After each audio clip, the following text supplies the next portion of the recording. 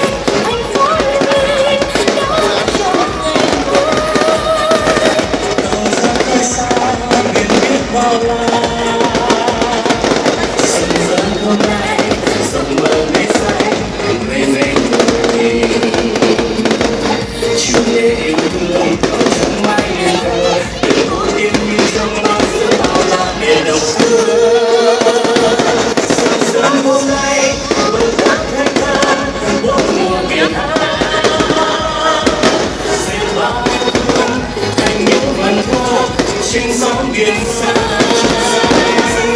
đẹp sao hôm nay hạnh phúc tình yêu biết hát câu ca gọi người